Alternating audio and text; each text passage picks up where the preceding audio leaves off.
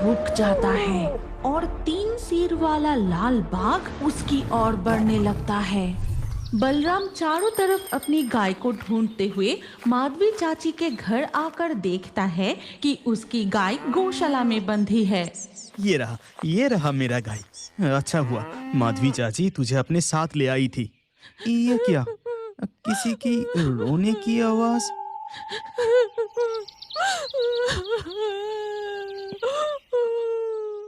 बलराम आंगन की तरफ देखता है कि माधवी चाची फूट फूट कर रो रही है। माधवी चाची, ऐसे रो क्यों रही हो? क्या हुआ? मेरे पति को उस सफेद हायना ने। माधवी चाची, ये तुम क्या कह रही हो? गौतम चाचा का क्या हुआ? वो कहाँ है? तुम्हारे चाचा को वो सफेद हायना घसीट कर ले गया है। चाचा को सफेद हायना खींच कर ले गया? लेकिन ये हुआ कैसे? उस दिन किसी तरह हमारे और तुम्हारी गाय को बचाकर जंगल से बाहर निकल कर आए थे। इसके बाद माधवी बलराम को आगे की सारी घटना खोलकर बताती है और सब कुछ सुनकर, अब चिंता मत कीजिए, मैं अभी गांव वालों को लेकर जंगल में जाके अच्छे से ढूंढ कर देखता हूँ। ये कहकर बलराम गांव के कई लोगों को साथ लेकर सुंदरबन के जंगल के अंदर जाता है। फिर बहुत खोजने पर भी माधवी के पति का कोई निशान नहीं मिलता। चलिए दिनेश चाचा, हम एक बार नदी के किनारे ढूंढ कर देखते हैं। हाँ, चल जाकर देखते हैं। वो सब नदी के किनारे जाकर भी खोजने लगते हैं, लेकिन वहाँ भी गौतम का कोई निशान नहीं मिलता। तभी जंगल के गहराइयों में से नदी के रास्ते एक नाव आती देख बलराम पूछता है, ए माझी भाई, क्या तुमने जंगल की उस तरफ किसी को घायल हालत में देखा है? नहीं, ऐसा तो किसी को नहीं देखा, लेकिन उस तरफ जंगल की एकदम गहराइयों से किसी की दर्द भरी आवाज आ रहा था, इसीलिए मैं नाव को नदी किनारे बांधकर। क्या मुझे ठीक सुनाई दे रहा है? ये किसी की कराहने की आवाज है। हाँ, मैं ठीक सुन रहा हूँ। हाँ, जंगल के अंदर लगता है उस गुफा से आवाज आ रहा है। तभी उस गुफा के अंदर से वो बड़ा सा सफेद हायना बाहर निकल आता है। अरे बाप रे, ये तो वो सफेद हायना है। हायना रहीम माझी को देखते ही नदी की ओर बढ़ने लगता है। हे अल्लाह, वो तो मेरे तरफ आ रहा है। यहाँ खड़े रहना ठीक नहीं होगा। फिर मैं नाव को जल्दी चलाकर उस जगह से भाग आया। इसका मतलब गौतम चाचा अभी भी जिंदा है। हमें एक पल भी देर नहीं करनी चाहिए। हमें अभी उस हायना के गुफा की तरफ जाना चाहिए।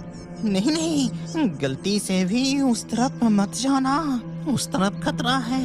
वो सफेद हायना बहुत खतरनाक है। बलराम, हमें उस तरफ जाना ठीक नहीं होगा। चल, समय नष्ट किए बिना हम फॉरेस्ट डिपार्टमेंट ऑफिस में जाकर सब कुछ बताते हैं। ऑफिसर लोग गौतम को सही सलामत लेकर आएगा। इसके बाद सब मिलकर फॉरेस्ट डिपार्टमेंट के ऑफिस जाते हैं और बड़े अधिकारी अविनाश बाबू को सब कुछ बताते हैं। सब कुछ सुनकर, ऊपर डिपार्टमेंट से ऑर्डर है, अभी हमें जंगल की गहरे हिस्से में जाना मना है। हम ऐसे हालात में कोई भी मदद नहीं कर सकते। ये क्या अविनाश सर, आपके सिवा हम असहाय हैं। तो अब हम क्या करें? तुम सब घर लौट जाओ। ये खबर मैं ऊपर डिपार्टमेंट में भेज रहा हूँ। अगर ऑर्डर मिला फिर कल सुबह हम जंगल में रेस्क्यू टीम भेजेंगे।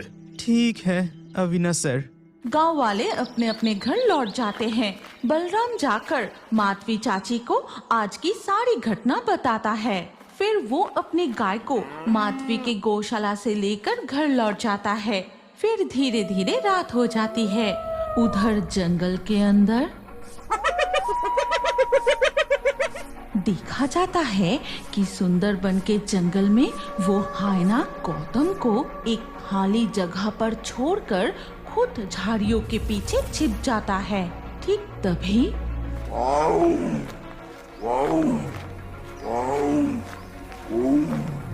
जैसे इस बाघ को किसी इंसान की गंध मिली है।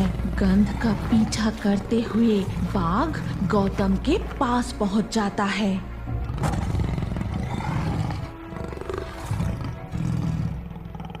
गौतम के पूरे शरीर में दर्द है, वो हिल भी नहीं पा रहा।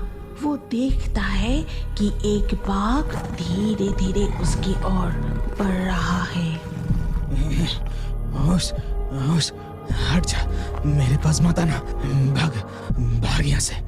तभी झाड़ियों के पीछे से हाइना निकलकर जोर जोर से चिल्लाने लगता है।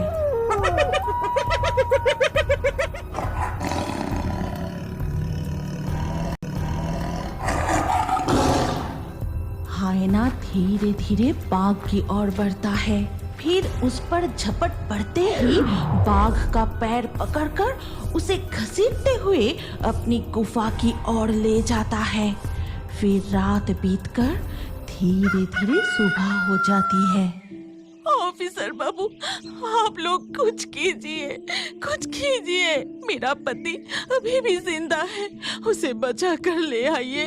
वेट, अभी भी ऊपर डिपार्टमेंट से ऑर्डर नहीं मिला। अब शांत होकर बैठिए, इतना उतावला मत होइए।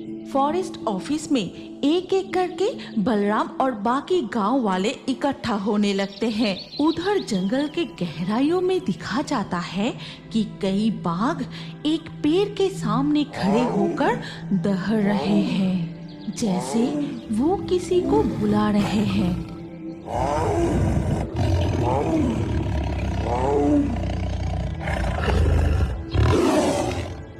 बाघों की दहर सुनकर वो सफेद हाइना शिकार करने के लिए उनके पास आता है। हाइना बाघों को पकड़ने के लिए आगे बढ़ता है।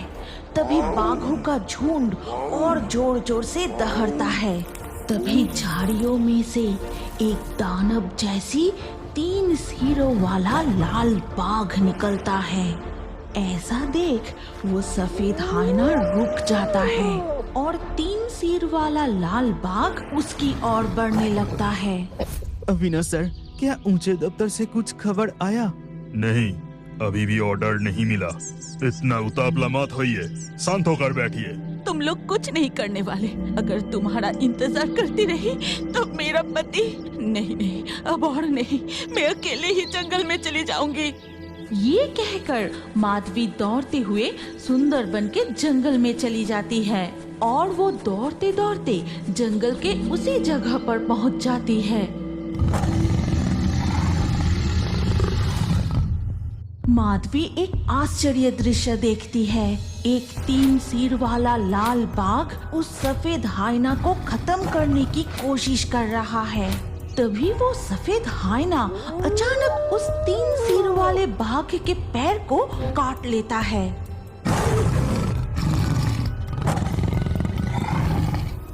नहीं, उस हाइना को हराना ही पड़ेगा। वो 3 सिर वाला लाल बाघ जरूर सुंदरबन के बाघों का रक्षक है। केवल वही इस हाइना को हरा सकता है। ये कहकर माधवी अपनी कमर से कट्टारे निकलकर सीधे हाइना की ओर फेंकती है। फिर जैसे ही वो हाइना जमीन पर गिरता है, लाल 3 सिर वाला बाघ उस सफेद हाइना को पूरी तरह से खत्म कर देता है। इसके बाद 3 सिर वाला बाघ फिर से झाड़ियों में जाकर गायब हो जाता है। फिर बाकी बाघों का झुंड वहां से चले जाते हैं।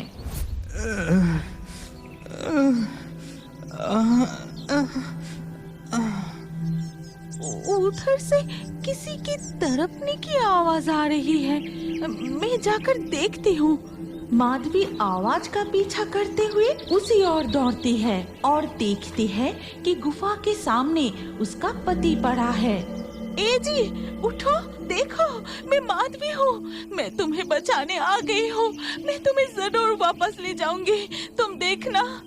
माधवी, तुम आ गई। मुझे घर ले चलो, मुझे तुम घर ले चलो, नहीं तो वो सफेद हाइना ठीक तभी फॉरेस्ट डिपार्टमेंट के टीम भी उसी जगह आ जाते हैं।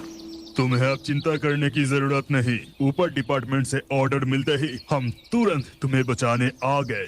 फिर वो गौतम और माधवी को अपनी गाड़ी में बैठाकर वहाँ से ले जाते हैं।